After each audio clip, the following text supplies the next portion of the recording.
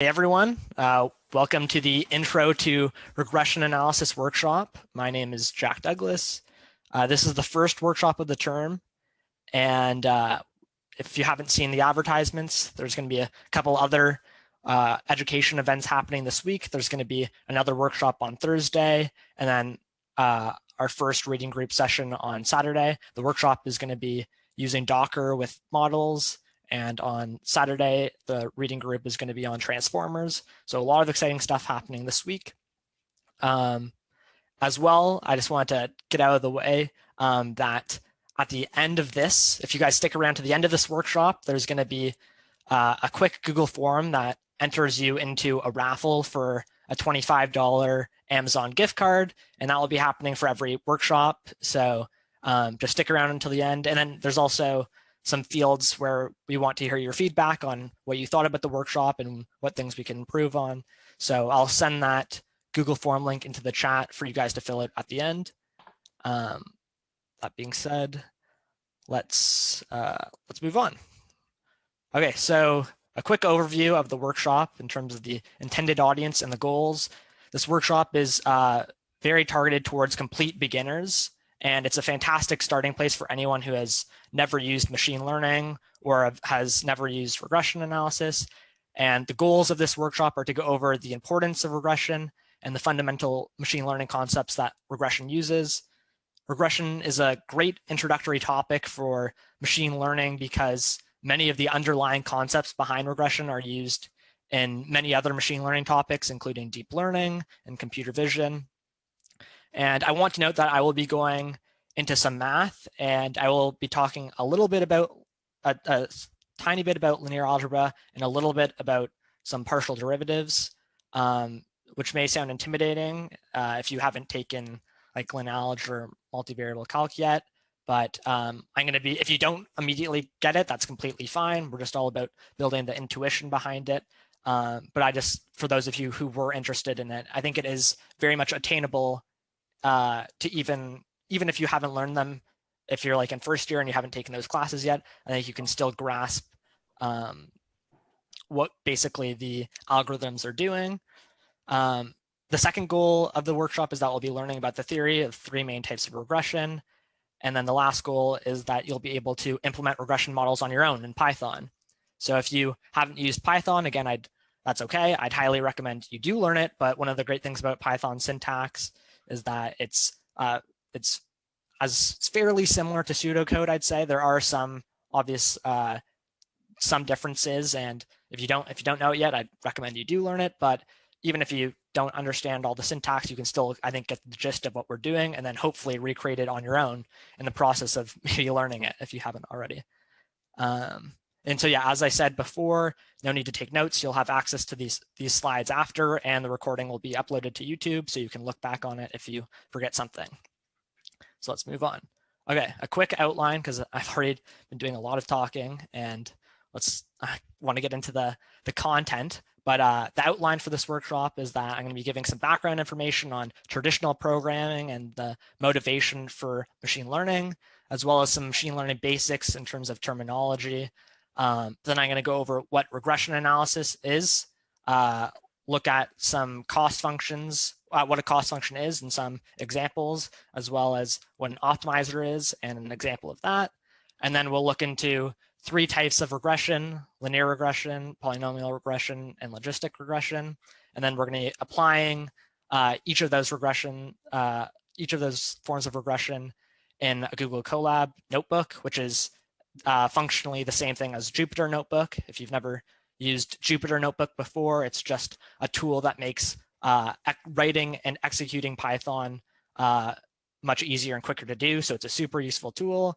Takes no background to be able to learn. So just you can open it if you have a Google Gmail account. You can go to your Google Drive and create one and just play around. And it's a data scientists and machine learning researchers' best friend. So it's good to get acquainted with it. Okay, so let's begin. I wanted to start off with an example for helping to illustrate the difference between traditional programming and machine learning. So suppose you wanted to create a program which classifies photos of cats and dogs. And so you can, from a higher level, you can think of the images as the input, x, the program that you would traditionally write as the function f, and the label, either a cat or a dog, as the output y. And so from a higher level, you can think of it as grade 9, just learning about the first time we learned about functions. We can think of it as f of x is equal to y. We input the image, our program spits out cat or dog. And so traditionally, we would have to create the function, which is very challenging given the amount of variation in our input x. So if you look up on the right of the screen, you can see a bunch of images of cats and a bunch of images of dogs. And you can already tell that there's different breeds within each species. And if you've ever tried to code something remotely like this, the traditional way, it's incredibly challenging. We're talking about tens of thousands, if not like on the scale of hundreds of thousands of lines. And even still, it will not be as accurate as you'd like, because there's just simply so much variation in the way you take the photo, etc. So what machine learning proposes is that instead of coding the program or the function directly, you can instead use the many inputs. You can use a ton of images of cats and dogs with their labels, and using algorithms, you can actually determine the function. So it's fundamentally a switch in the way you look at the f of x problem. Instead of you have x and you determine f, instead you have x and y, and you determine the function f using algorithms. So no conditionals or loops or those things.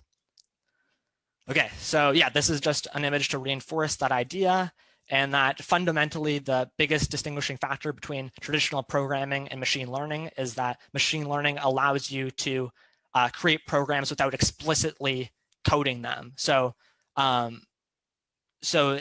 use algorithms to come up with those programs.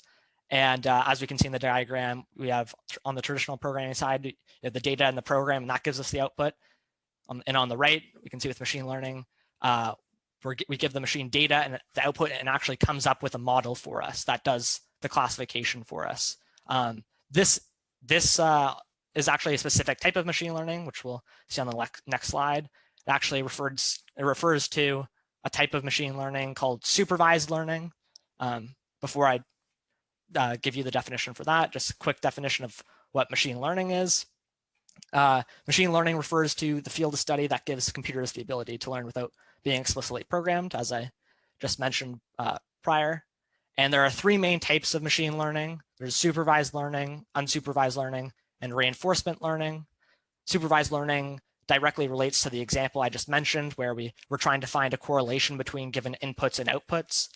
Unsupervised learning actually refers to finding structure amongst data without the labels, and reinforcement learning is all about performing a task which improves by maximizing a reward. So if you've ever seen like self-driving Mario Kart or things of the sort, that's that is reinforcement learning at play. But we're going to be focusing on supervised learning today. Okay, so now within supervised learning, there are two main types of problems. There's classification and regression.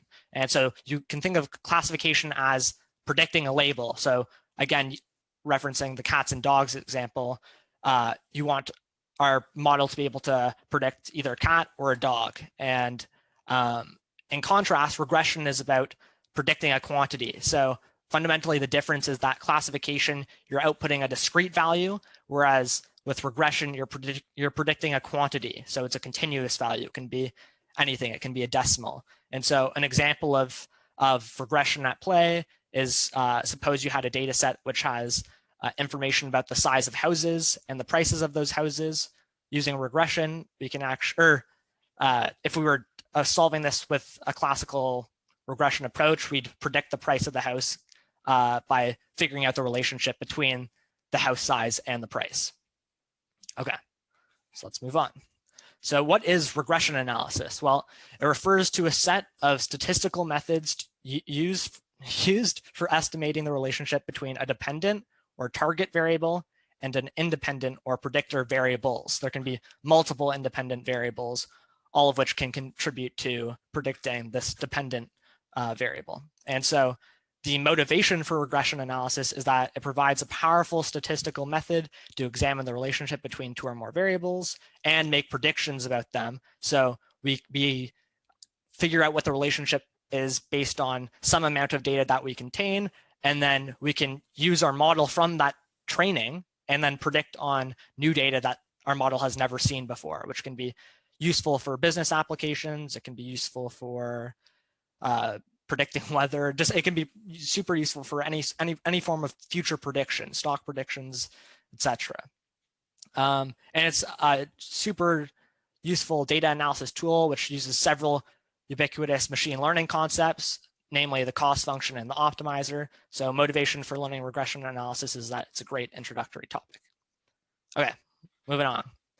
So here's another example. So before I continue, I'm just going to say for each of the 3 forms of regression that I'm going to talk about, I'm going to start off with an example and then show how that form of regression applies to this problem. So here's the first one. We suppose that you're a restaurant chain, you own a restaurant chain, and you have data about, you have existing locations in cities, and you have data about the population of those cities and the profit of those cities, each in tens of thousands. And you want to open a new location, and you want to use your existing data to determine which new city you should expand your business to. So you have to come up with a model for this data so that you can predict, you want to be able to predict the profit for a given city based on its population. Before I go on, I just wanted to introduce some notation for describing typical data sets that you'll see when dealing with regression. So on the left, we can see the first few entries of our data set where we have the population in tens of thousands. That's, we're calling that X, that's the input variable or the feature. And then on the right side of the table, we have the price in tens of thousands of dollars. And this is the output variable or target variable, as I mentioned before. I also want to note that we have a variable called M, which refers to the number of samples. So how many XY pairs do we have in this data set, where an XY pair would be 6.1101. So there's a city with 61,101 people, and the profit of that location is 17,592.0, $175,920.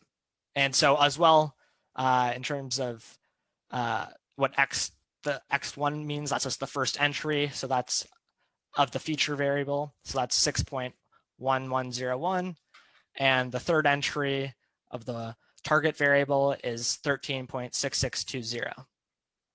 Okay, so now that we have the notation out of the way, let's move on. So now introducing linear regression, so the first of the 3. So linear regression refers to a form of regression analysis where a linear model estimates the relationship between a dependent variable and one or more independent variables. And then linear regression splits up into 2 based on that distinguishment, where simple linear regression is when it's just one independent variable. You can think of that as a line of best fit. And multiple linear regression, which is when there's more than one independent variables. So regression in general can be broken down into 3 components, where the first one is that we start off with a model denoted h of x, sometimes with subscript theta, and our model has arbitrarily initialized parameters denoted theta. And then we use a cost function to measure the error in our model, also sometimes referred to as the hypothesis.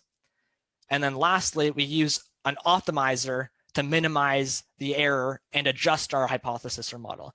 So that was a super high level, or sorry, not even a super high level. That was basically what regression is. And that in itself is a lot of information to maybe take in. So we're going to go and break down each of these steps to further understand what this process really means.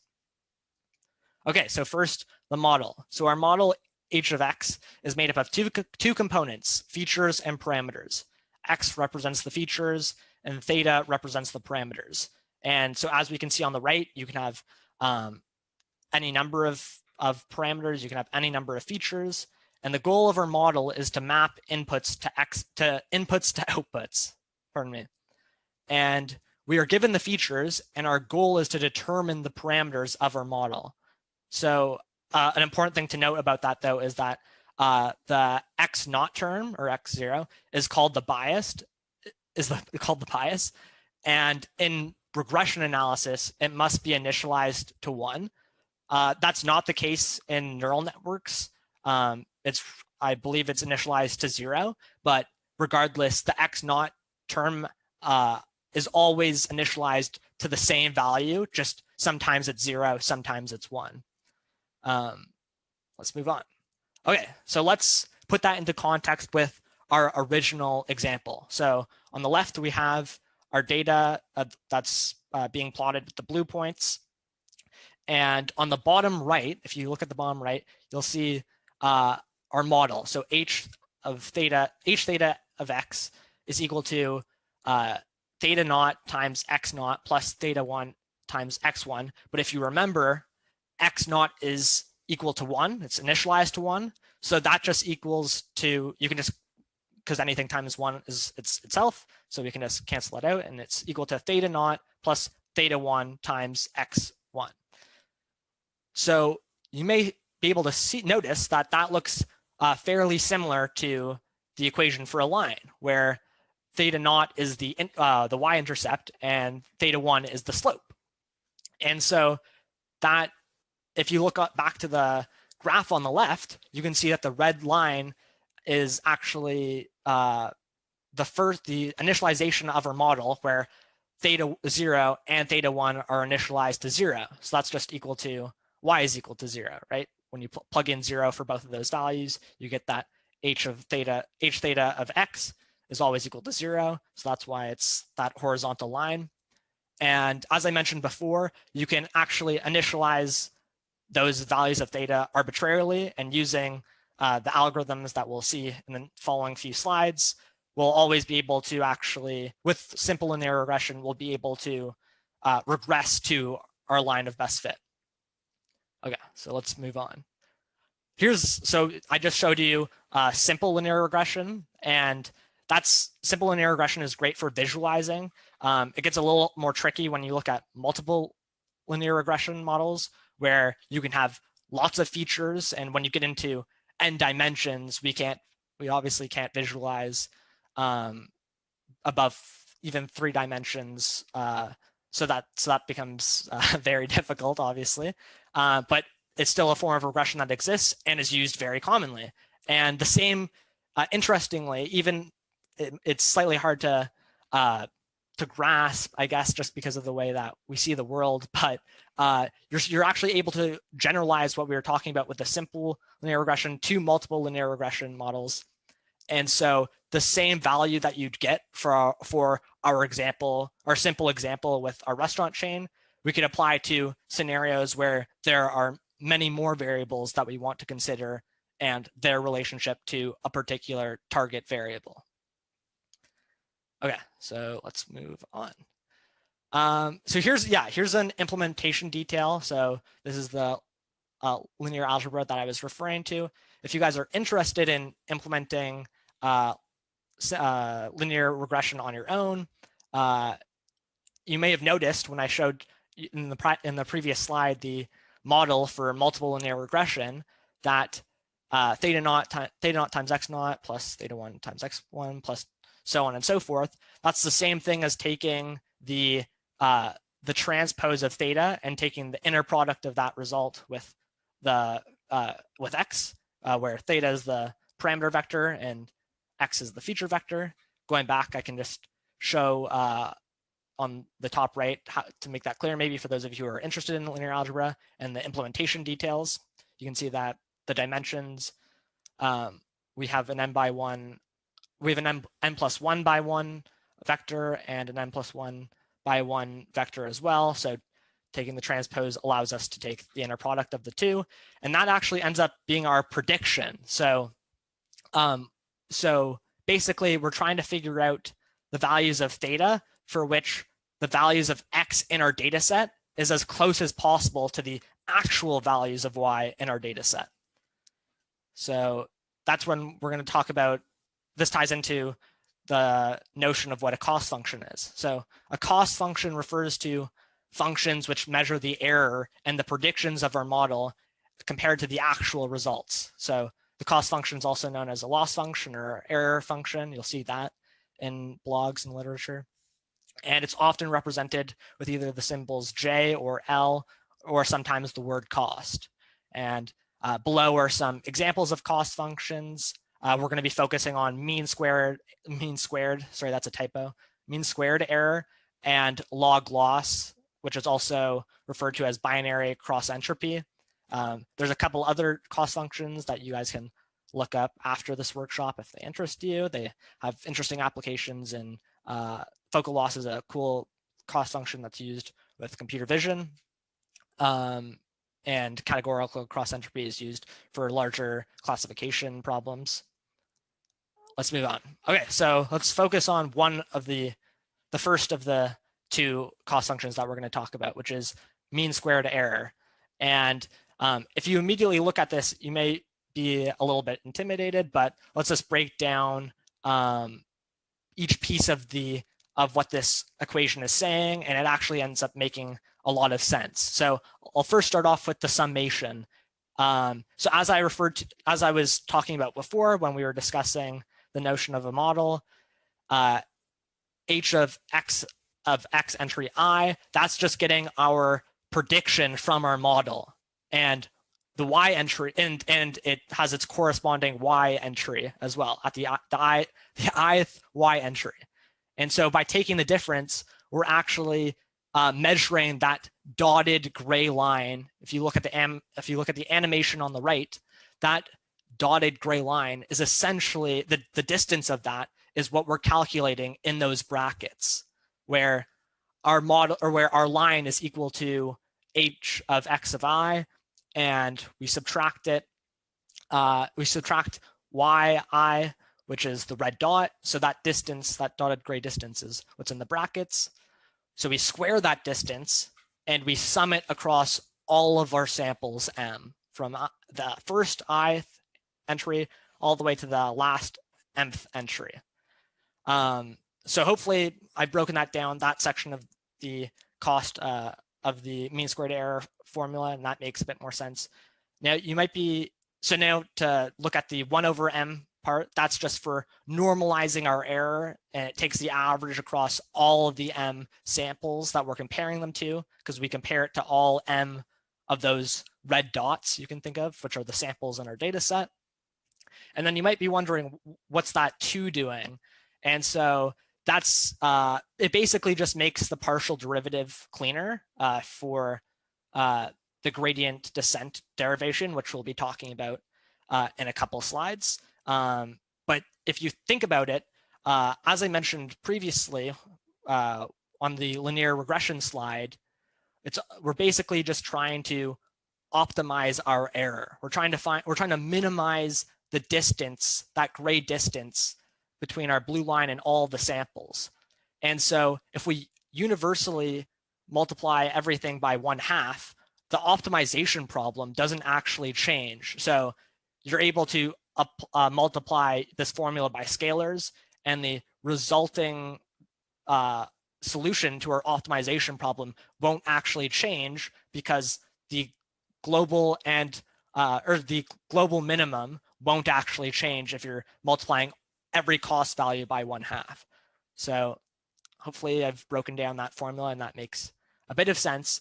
It's this is the cost function that's used with linear regression as well as polynomial regression. And then when we get to logistic regression, I'm going to introduce a particular cost function for that form of regression. But let's move on.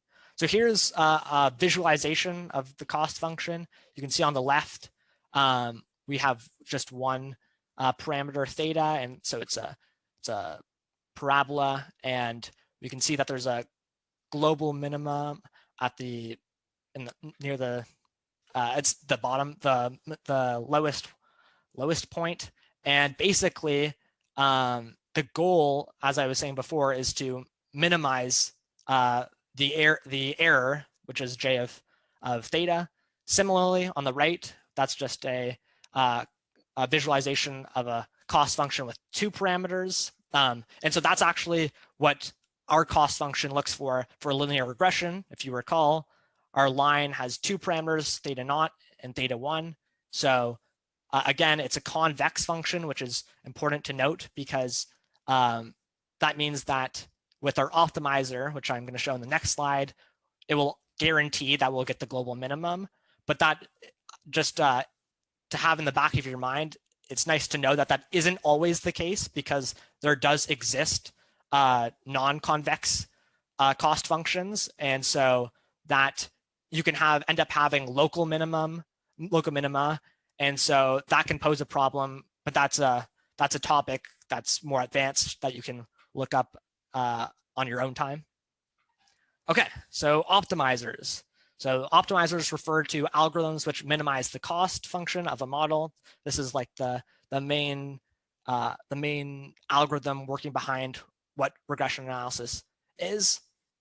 So here are some examples.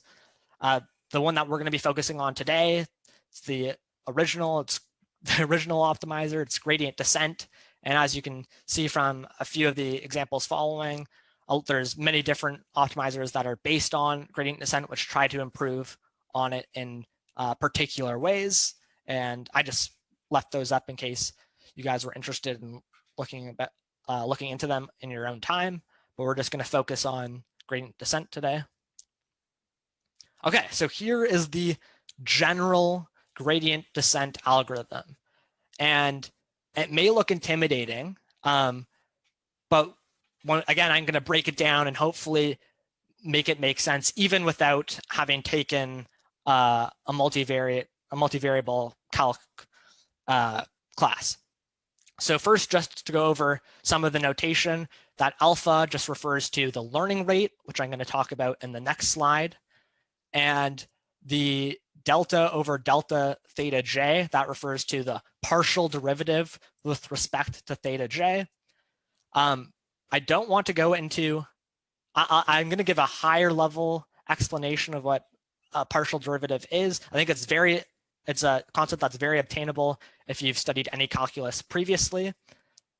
Essentially, the way that I like to think about a partial derivative is that it's just a derivative with respect to whatever, with respect to a particular variable, in this case theta j, and that means that you treat all the other variables as constants, as values that you don't necessarily know. And so if I quickly go back to this slide, if you look on the right, you can think of a partial derivative as a slice in the direction of one of the thetas. And if you look at that slice, it will actually look similar to the image on the left, which is just a parabola shape. And so then it's as if you're just taking a derivative in one variable's coordinate system. So that's, I think that's a pretty good, hopefully, explanation if you've never done partial derivatives. They're not actually very complicated if you haven't learned them. Hopefully that's helps those who have never used them before. So yeah, okay, so we have the learning rate, and then we're taking the partial derivative of our cost function with respect to theta j, and we're doing that for all theta in our parameter vector. So we're going from 0 all the way to n, where our parameter vector on the bottom left, we can see it has 0 to n elements in it. Okay, so let's move on. Okay, so specifically, I'm going to focus on what the learning rate is. Basically, it affects how quickly you approach the local or the minimum, but depending on what your learning rate is, that can actually affect whether the algorithm is successful or not. So if you look on the left, if alpha is too small, basically that means that our values for theta will be adjusted very slowly. So you can see how on the leftmost graph, the little red lines, they're small. And so we're having to take many steps before we get to our global minimum. And so a small learning rate requires many updates. And so that can be problematic if it's too small. It might take forever to converge. In the middle, we see a value for the learning rate, which is just right because it reaches the minimum point in a short enough time, only 4 iterations. And on the right, you can see the issue with having a learning rate that's too large. And that can actually lead to behavior where your cost function diverges. So if theta is too large, then when you update theta, if your alpha, is too large, then that can affect updating your theta values, which can in turn lead to the cost function diverging, which is problematic. So you want to figure out a learning rate, which is just right in the middle. And you do that typically through experimentation. And there are some other tools that you can use in libraries that are super optimized. But there likely is an algorithmic way of determining it, but that is, I think, far beyond the scope of this workshop. But it's just good to be aware of it. Hopefully, I've broken down the more complicated parts of the gradient descent formula. Basically, we're just updating the parameters of our model to improve upon what our model represents. And we do that for all of the parameters in the parameter vector. Okay, so let's move on let's look at specifically gradient descent for linear regression. So on the left, I've actually provided the derivation for the formula on the right. And if you look at the formula on the right, it looks relatively similar to mean squared error. There's some small differences, but it's not actually as nasty of a formula as it could have been. It's much nastier for other cost functions and other forms of regression. But yeah, on the left, if you're interested in the derivation, there it is. And you can see that the 2 is canceled out. So that's why we had the 1/2 term originally in our cost function. It's just it will be removed when you take the partial derivative. So it makes the gradient descent formula a bit cleaner. But yeah, so that's on the right is what we're going to be using later on in our notebook. But let's just visualize what's happening here. So basically, what gradient descent is doing is our parameters are initialized arbitrarily at some point. Can you guys are you able to see my cursor? If someone can put in the chat, I'm just curious. Perfect. Okay, so our parameters are arbitrarily initialized, and so we can start up at this point x on our surface for the cost function. And what gradient descent does is it iteratively updates each of the parameters theta 1 and theta 2, and so we slowly with each step move towards the global minimum, and we're minimizing our error in the process. So that is intuitively what gradient descent is doing. And hopefully I've also given you some intuition for the actual math behind what's happening with gradient descent with respect to linear regression. So if we return to our example, here's just an animation. It's not the same example, but it's similar. It's fairly similar, where we see that the red line is the line of best fit for the data, which is marked in blue. And it's the values of theta 1 and theta 2, theta naught and theta 1 are initialized to 0. So we start off with a horizontal line like we did with the image I showed previously. And after each iteration of gradient descent, we see that the line moves upwards to fit the data much better. And as we approach iteration 28, the differences in the line become much smaller as it converges to a global minimum. So this is a visualization of all of these concepts I've been talking about, like the structure of a model, what the cost function is. This is illustrating gradient descent at play and how we get to a line of best fit or simple linear regression. Okay, So that's all of the theory for linear regression. And I've mainly been showing it within the context of simple linear regression, but it's important to note that it generalizes to multiple linear regression, which is, if you recall, linear regression with multiple variables. Okay, so now we're going to talk about the next regression type, which is polynomial regression. And we're going to start off with another example. This one's a bit more strange. There's not as many good teaching polynomial regression data sets. So I had to work with what was available. And in this case, I found a fishing data set where suppose you work for a fishing company and you're given a data set of fish width and weight, and your boss wants you to model this data so that you're able to quickly estimate the weight of a fish just based on its width. So instead of having to like take it out maybe and manually weigh them, maybe you want some sort of model just so it's quicker to, for whatever reason, determine what the weight of a fish is by using some other tools quickly. And so you have to come up with a model for this data. But as you can see, linear regression doesn't look suitable because a straight line won't actually accurately represent the trajectory of this data and what's occurring and what the relationship is between width and weight in fish. And so that's where polynomial regression comes about. Polynomial regression refers to a form of regression analysis where the data is modeled by an nth degree polynomial.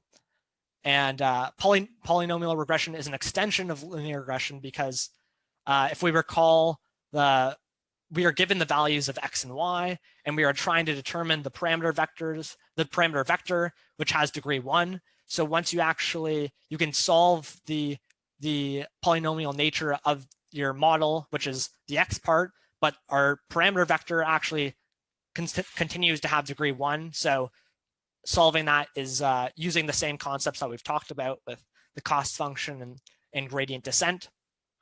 And unlike with linear regression, the number of features and the number of parameters don't necessarily need to match up. We'll see that in the next slide. So on the top, we see the model for polynomial regression for a single variable, the single variable being x1, because again, recall that x0 is initialized to 1. But if you look at it, that's just like a standard polynomial function. And so yeah, that's the formula with respect to a single variable. And on the bottom, we have polynomial regression for multiple variables, x0, x1, all the way up to x to the n. We're, again, similar to with linear regression, I'm just going to be talking about mainly polynomial regression for a single variable. But know that if you were to do your own project, the concepts I'm talking about do generalize to multiple variables. It's just that visually, it's going to be harder to understand. So that's why I'm focusing on the single variable approaches, because it's a more useful teaching tool. Okay, so let's quickly talk about underfitting and overfitting. So if this is your first machine learning workshop, underfitting refers to models which are too simple to accurately capture the relationship between the features and the target variable. So if you look on the leftmost graph in the image on the right, we can see that that the data is that the person who created this image tried to use linear regression or a straight line to model the data, but the data has more curves in it, so it's not really accurately representing the relationship between x and y. And overfitting refers to models which correspond too closely to the training data, so that it generalizes poorly to unseen data. So if we look on the right, we see in contrast to the left, on the right, our model, which is the red line, is going between every single point, which isn't what we want, because it's almost like it's memorizing our training data. So when we show it new data, it's not able to make useful predictions because it's too specific and it's unuseful to unseen data, because that's not how the training data isn't necessarily representative exactly of all data that exists. So what you're aiming for is the model in the middle, where it's a good fit because it has both a low training error and a low generalization error. So, and that can happen with polynomial regression. The reason I'm showing this in the context of polynomial regression is because if you look at the degree as well, that explains why each is underfitting or overfitting. With the image on the left, our polynomial degree is just 1, and so that's why it's a straight line. But on the right, it has degree 20, so it's able to memorize the training data. So we want a polynomial degree somewhere in between. Okay, so that's outside of the notebook. That's pretty much all I wanted to talk about with polynomial regression. So now on to the last type of regression. Logistic regression. But again, I'm going to start off with an example. So suppose you are a researcher at a hospital and you're trying to find alternative ways of diagnosing the tumors. You have access to a data set that classifies tumors as malignant or benign, and it has information about the tumor radius and texture. And after plotting the data, you notice that there seems to be 2 distinct groups where the blue dots, or which correspond to values of 0, are benign tumors, and the red dots are malignant tumors. And so you want to be able to have some way of classifying the tumors based on their given radius and texture. Oh, that's another little error. I'll fix that after. Okay, so I've given a motivation. So let's talk about the solution, which is logistic regression. And so logistic regression refers to a form of regression analysis where a model is used to predict the probability of a class, and it's typically used as a classification algorithm. So let's pause, hold up for a second, and think back right to the beginning of this workshop when I was talking about the types of supervised learning problems. You may have remembered I said that there was classification problems and there were regression problems. So you might be confused. Why is a regression technique being used as a classification algorithm? Well, the reason it's called a regression, called regression is because it uses the same underlying techniques as other forms of regression analysis. So logistic regression also uses a cost function and it uses gradient descent, but it also predicts a probability or a continuous value for a categorical outcome. So that's really why it's considered a form of regression. It's because even though it's solving a classification problem, its output is a continuous value, whether it be 0.1, 0.9, 0.2, 0.4, etc. Some form of probability for some categorical outcome, like whether a tumor is benign or malignant. And so that differs to other classification algorithms. And so that's the reason why this is still called regression. Okay, so let's look at the logistic regression model. So for binary classification problems, just for context, we say that y equals 0 is the negative class and y equals 1 is the positive class. And this is, as I said in the previous slide, logistic regression is giving us a probability. So it's actually bounded by 0 or 0% and 1, where 1 is the same as 100%. But this contrasts our previous models because h of x could be greater than 1 and it could be less than 1. It could the discrete values were unbounded. They could be any real number. And so to bound our model predictions for logistic regression between 0 and 1, our model has to change a little bit, and we use what's called the logistic function, which is a type of sigmoid. A sigmoid is just a function that has a characteristic S shape. So here it is. So here's the logistic function. It's a type of sigmoid. You can see it on the left.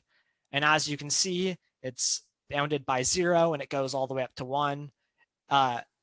It's not bounded by -8 and 8 for the record. It goes off into infinity, but it just, there's an asymptote there. It gets infinitely closer to 1 and 0 respectively. So where were we? We were talking about the logistic function. And so basically, I'm not going to get too much into details about like how we get the logistic function. I'm just going to give more of like the motivation for it and why it's useful, and like I won't give the derivation, but I'll give some reasons for why it's super nice with logistic regression. So as we were talking about before, logistic regression needs to be bounded by 0 and 1. And so this logistic function does that exactly. The function's bounded by 0 and 1. And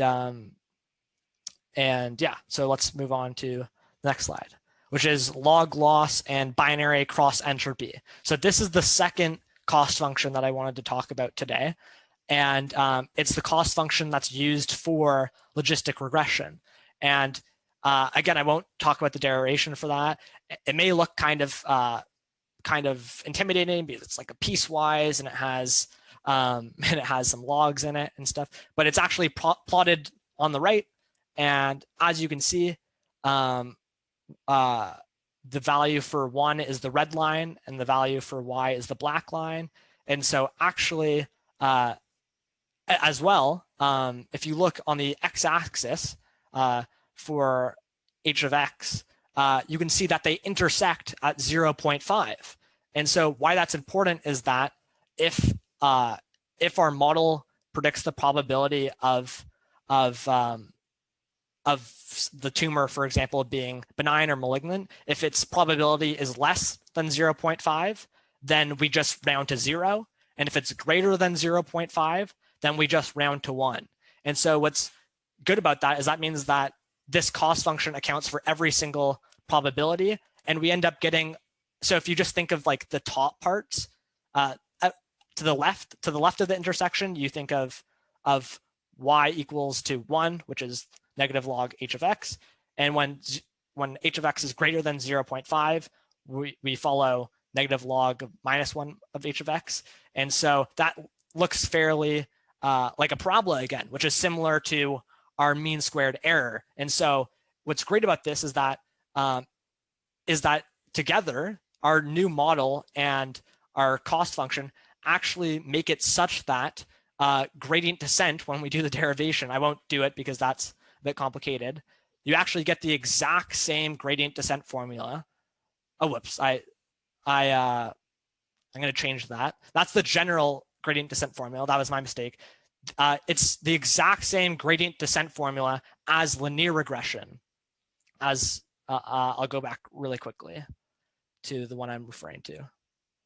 It's the exact same as the one on the right, which is like pretty cool, and that's like the motivation for choosing the particular function and cost function together. They end up having the exact same gradient descent formula as well. The motivation for doing it, just going back, the motivation for choosing this logistic function and this model and this cost function is that because of the limitations of logistic regression and that it has to be bounded by 0 and 1, if we were to use the same logistic function which bounds it, but instead we were to use mean squared error, we would actually end up getting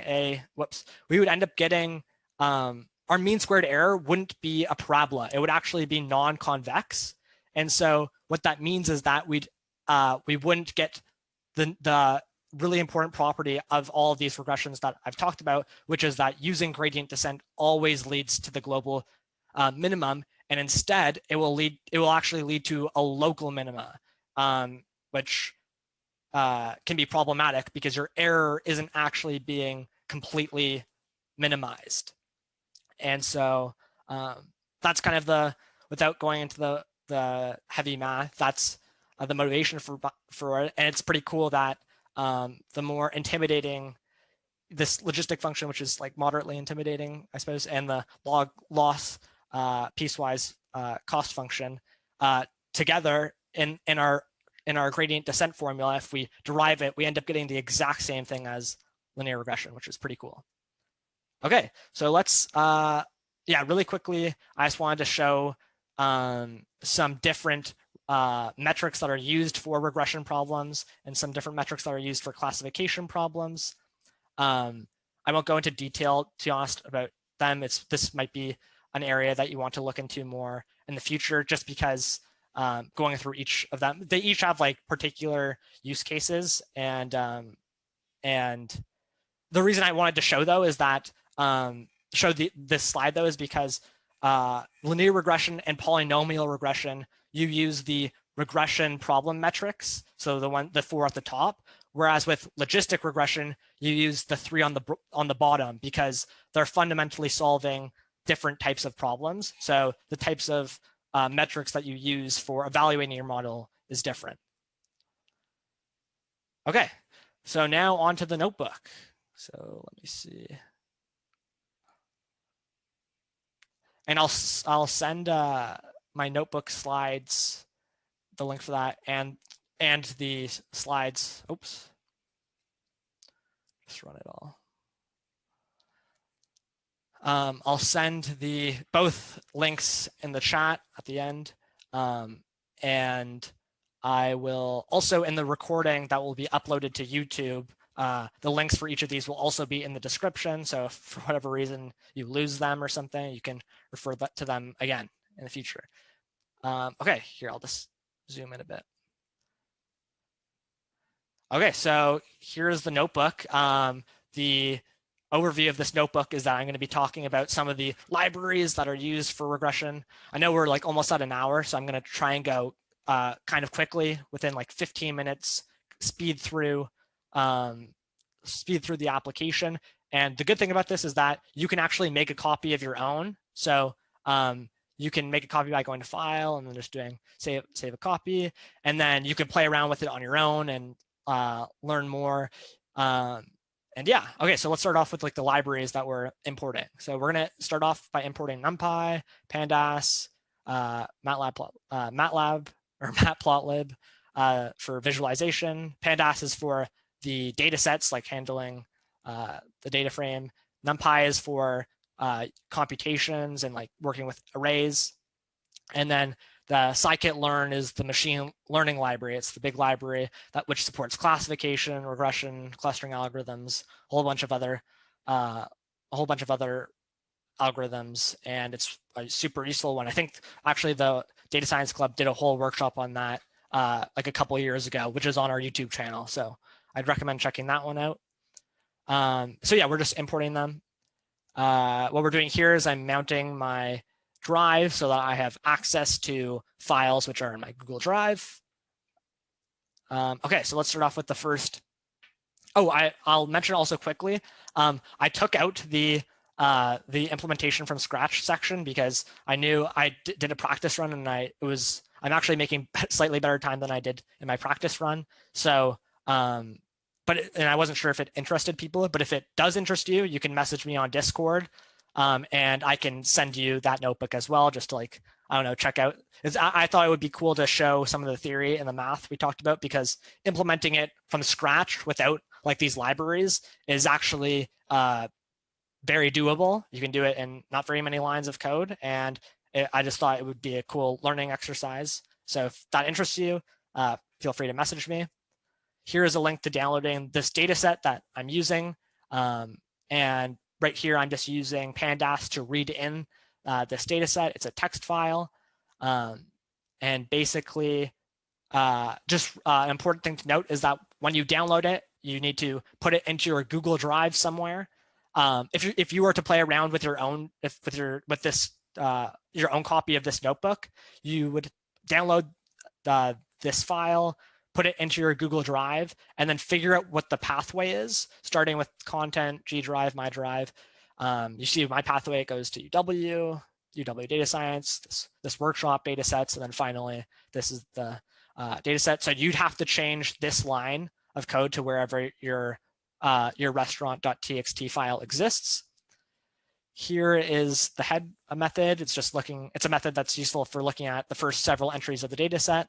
So this is the same. Oh yeah, I'll mention all 3 of these data sets that I'm looking at in this notebook are the same data sets that I talked about in the slides. So I thought that was like a cool way of cool callback, I guess. Maybe it will help your understanding when I reference the slides.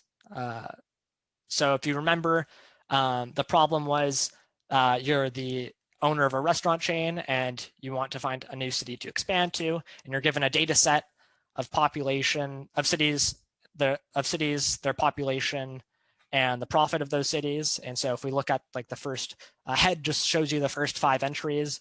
There are a bunch more. You can look at more of them. If I just do like a df1 head.10, shows you the first 10 entries.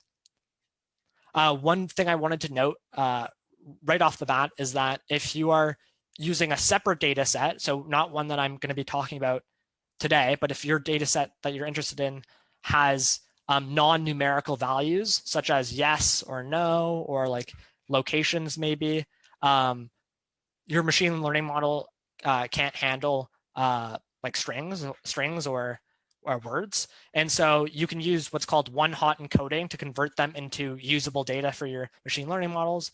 I won't really get too in-depth into what one-hot encoding is. I just thought it would be a useful thing to point out because I know when I was like learning about this, that was something that kind of stumped me for a little while. And so if you want to solve that, you can check out the get dummies method from Pandas and the one-hot encoder module from scikit-learn.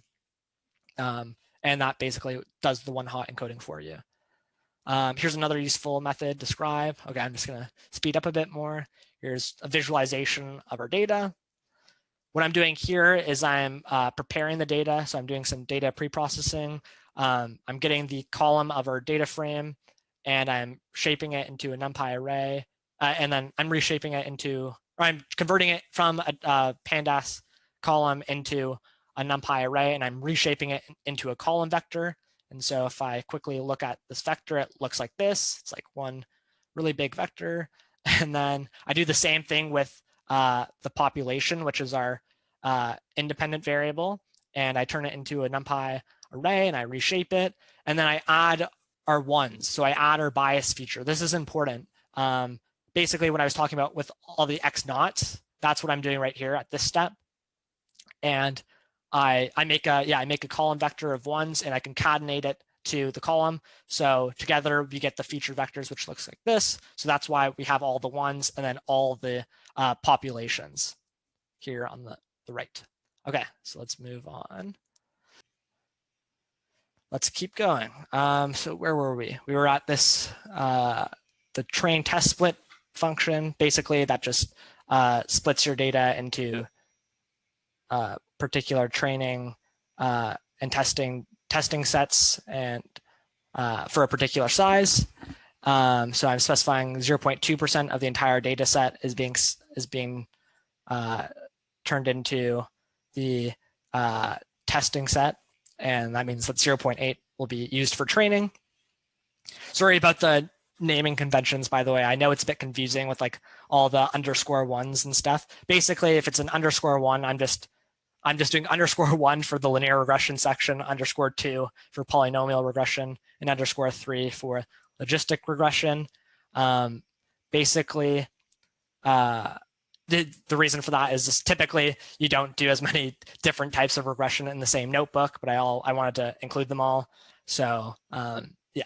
Anyways, the next cell, I'm just using scikit-learn's fitting method. So I'm creating an instance of linear regression and I'm fitting it using the training data, the input data, and the labels, which are denoted big X and little y for reference. So it's done that. And then here I'm just printing out the parameters, the theta. So this is all the theory that we were talking about. So I'm printing out the theta naught, which is the intercept. And I'm printing out theta 1, which was the slope. And so we get -4.73, so on, and 1.28. And if you plot that, you'll actually see that that looks about right, and that the slope of this line is about it is 1.28. And the intercept of that line is -4.73. And just visually gauging this, it looks pretty good, but we should do some more rigorous evaluation. And we can do that using the metrics library module of the scikit-learn library. Right here, I'm evaluating the mean squared error, which is the cost function we've used a lot. It's also a metric for evaluating your models. Root mean squared error is another metric that I'm using. mean absolute error. There's advantages and disadvantages to each of them, which I have a resource at the end of this workshop, which you guys can check out if you want to learn more about the different use cases for each and like why you would value one metric more over another. But essentially, each of these are fairly low in terms of the size of the error. So we're talking within a few grand or so. So it does a pretty good job. And even just visually gauging this, we can see that that this looks like a fairly good. This is like the line of best fit for this data, and basically we can use our model to predict different values of the profit based on the population. So that's again just circling back to the motivation for all of this. Okay, let's look at the next one. So polynomial regression. So we're going to be using the fish data set that I referred to. Again, you can download it here, put it into your Google Drive, make sure to specify change this to wherever your file is. We're just looking at the first few entries. This data set actually had several more parameters features than what we were interested in. We were just interested in the width and the width, sorry, and the weight. And we're using the describe function. Again, that just gives you information about your data set. So how many entries there are. There are 159 fish in this data set. And it gives us information about the mean weight, standard deviation, just a useful method to know about. Here we are plotting it, which was already shown in the slides. Here I'm doing the same pre-processing as I did for the linear regression. Here I'm splitting it up into the training and testing sets. So yeah, this is where the implementation for polynomial regression gets a little bit tricky. But when I say a little bit tricky, it's only 4 lines, but it's not as straightforward. Basically, what you're going to want to do is you're going to want to use the polynomial features module, and this is where you specify the degree of the polynomial that you're trying to use to fit your data, and then you actually have to transform your training examples into using the number of features that you've specified. And the reason for that is because if you recall the model's formula, it was of only the x values, only the features had exponents. And so we're basically trying to, in a sense, like normalize it.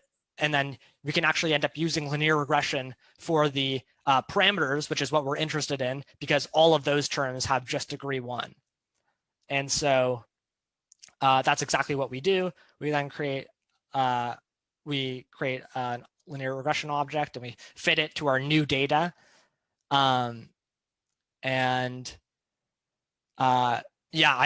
I think I had a bit of an error that I wasn't actually able to. I don't use polynomial regression a ton, so I had a bit of an error, and I think it had to do with how I was spacing the x. So that's why it comes back like a few times, and I was trying to figure out the reason for that. I wasn't able to figure it out beforehand, but once I do, I'll make that change in the whenever we upload this, so that will be the correct version. It was also affecting our predictions because it was like going super wonky. So our model isn't doing that great, but it's what this is supposed to be is just one of these lines. And if you look at just one of these lines visually, again, it looks like it does a pretty good job. It just had to do with how I was calculating the x values, which I wasn't able to figure out, to be honest. Might have to go to Stack Overflow or something and figure that out. But yeah, so then here's the last version of regression that I applied to the Tumour example that we talked about in the slides. Again, you can download that data set here and put it in your Google Drive and specify the file path. Here are some of the first 5 entries. Again, there are way more features than what I discussed in the slides. In the slides, I just looked at radius and texture. Again, using describe just to get more useful information. We have 569 samples. Here's another cool tool that Seaborn offers. It's called it's like the pair plot method. It allows you to plot a bunch of features against one another. So I'm based here. Let me just get a little bit bigger. So yeah, I'm plotting the radius, texture, perimeter, area, and smoothness against each of them. So I'm making a pairing for each. So we have 25 graphs in total. And so the reason I chose radius and texture was because visually I first did this and I looked at them and I saw which of these, which pairing of variables had a relatively good distinction between the two types of tumors, denoted with the red and blue color, where blue is benign and red is malignant. So I saw that texture versus radius, or radius, sorry, versus texture was pretty good. I mean, similarly, texture versus radius would have also been good, just looking at them the other way. And so, yeah, here's me just plotting out specifically the one that, the pair of variables that I was interested in, radius versus texture. And can you guys still hear me? By the way, if someone could say something in the chat. I just got a notification. Man, this is a really big bummer. I just got a notification on my screen. It says you have been signed out because your account is signed in from another device. So someone's really trying to kick us off of this workshop. But that's okay. Moving on. So I'm doing a bit of pre-processing. I'm just choosing the values of x for our training data, which is the radius and the texture, and then I'm choosing the label data, which is just the diagnosis. And I'm again using the train test split. And then I'm using scikit-learn's logistic regression object here, and I'm fitting it to the training data. And then here I'm predicting on the testing data and then measuring, evaluating the model. And as we can see, it does a pretty good job. So its accuracy is 91%. Its precision is 0.9 as well. You don't usually use percent with precision, and the recall is 0.85. Precision and recall are two other metrics that are used for classification problems, which refer to basically the number of the number of true positives over the number of true positives and false positives, I believe. To be honest, I slightly forget the exact which one is which, because I know it's one of them are flipped. Basically, if that made no sense, there's something called a there is something called a, what is it called? I literally just blanked on it's not a classification matrix. I'm blanking on the name, to be honest, of it, but basically it just it illustrates the number of true positives, true negatives, false positives, and false negatives. What those basically mean is my model is predicting whether a tumor is benign or malignant, and if it predicts a tumor is malignant and it actually is, that's called a true positive. If it predicts that it's confusion matrix. Thank you, Victor. I couldn't remember yes, confusion matrix. That's like a next step that you guys can look into if that interests you in the classification problems. It is interesting. It's just that I'm already pretty ways over, and that could be like honestly a significant portion of another workshop. But yeah, that's the end of this notebook. And I had some next steps. Oh, but someone asked, for polynomial and linear regression, is there a benchmark to dictate if the model is doing well? Just wondering, since they'll just seem fairly easy to understand metrics. Yeah, to be honest, it's not. Yeah, so the classification metrics, yes, you're right. They're easy to understand because they're bounded by 0 and 1, where 1's the best and 0 is the worst. But there isn't that sort of benchmark really for MSE, or for mean squared error and root mean squared error. It has to do usually with what your data is. So if you're in like what the scale of your data set is. So you have to, if you're dealing in like, if you're your data is in like hundreds of thousands, if your mean squared error is like an order or two below, then that's usually pretty good. So like 10,000, like, or even less is obviously preferable, like thousands. But there isn't like as nice of a bounding that that classification metrics have. It's just dependent on the data set and the scale of your data set. Good question. So this is the last slide just for some next steps. So now you guys can go off and perform like an exploratory data analysis on your own. So an EDA is basically just refers to this whole process that was that notebook basically, and what I've been discussing throughout this workshop, which is to discover patterns and data sets, spot anomalies, and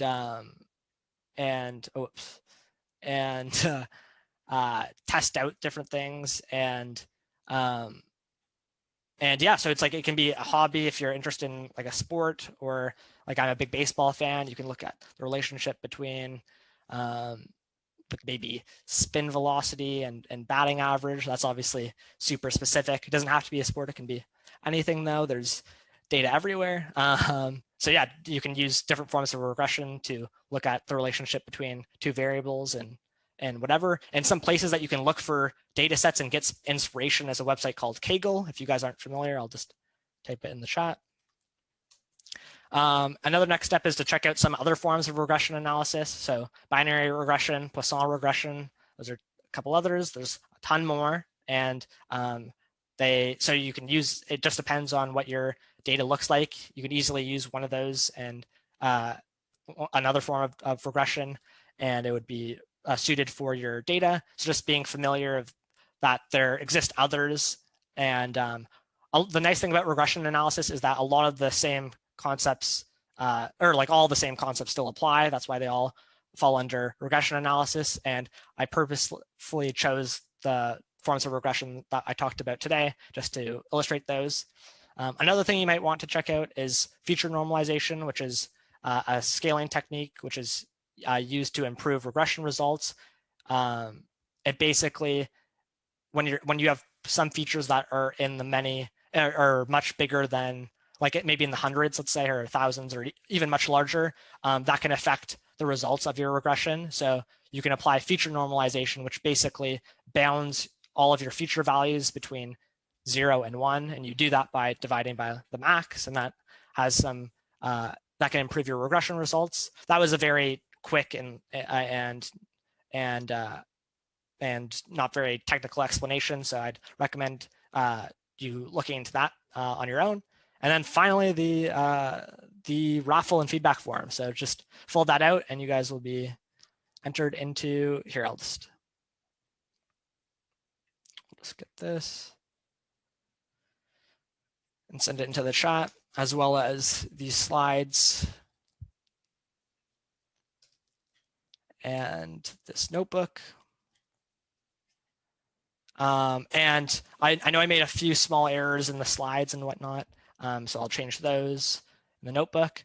But other than that, that's the end of the presentation. Oh, I did have some resources actually.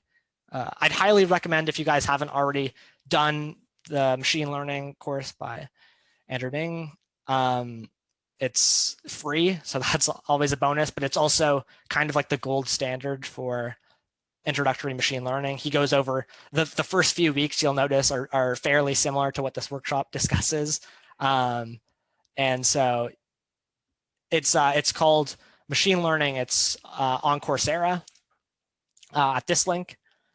And yeah, it's free.